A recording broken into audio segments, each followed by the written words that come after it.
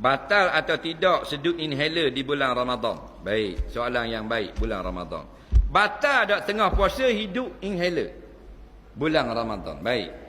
Yang membatalkan puasa kalau dalam mulut ialah melepasikan sesuatu ain lebih daripada kerongkong. Kalau kita ngaji tajwid dipanggil tepat huruf halak. Huruf halak ni huruf yang tak boleh dengung kalau mati jumpa dengan dia.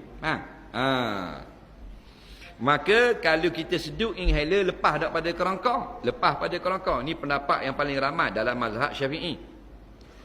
Jawapan bagi hidup inhaler ni ada 3 jawapan. Jawapan yang pertama, satu kumpulan mengatakan batal.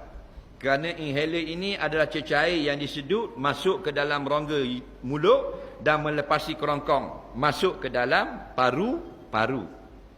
Kerana orang lelah ni ialah saraf ke paru-paru dia itu tersumbat. Saraf tersumbat jadi paru-paru dia jadi sebab.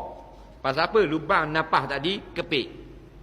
Macam orang yang tengah basuh kereta sembuh tajam. Dah tak tubik air. Warna pula anak dia jerit baik. Faham? Anak dia jerit baik belakang. Anak dia akak tak kait laju pula. Itulah saraf orang lelah. Maka bila kita hidup inhaler ni akan masuk sampai kepada rongga yang terkepit tadi. Dia pergi kat rongga terkepit tadi, dia akan bius rongga itu dan rongga itu akan terkejut lalu mengembang.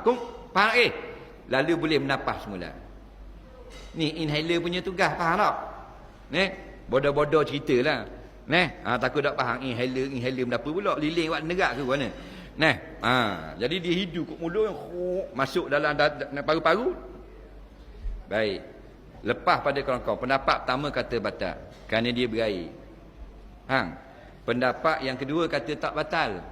Pasal yang membatalkan bagi mereka ini sampai ke dalam perut mengenyangkan. Adapun inhaler tak masuk ke perut, dia pergi ke paru-paru. Atas jalan berubat, tak batal. Dua pendapat itu. Boleh taklid belaka mana-mana. Faham tak?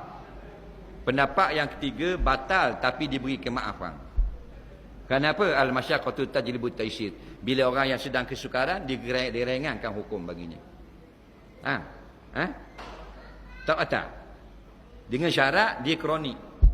Dia nak menyelamatkan nyawa. Bukan penyakit biasa-biasa. Biasa-biasa tiada maaf. Telan obat batal. Telan obat jerawat batal puasa. Telan obat sakit perut nak berak batal puasa. Ini tak terlibat dengan nyawa. Tapi ini terlibat dengan paru-paru, boleh jadi mati. Nak menyelamatkan nyawa disebut inhaler, tidak batal, maaf pada sisi syarak golongan yang 3. Soalan seterusnya.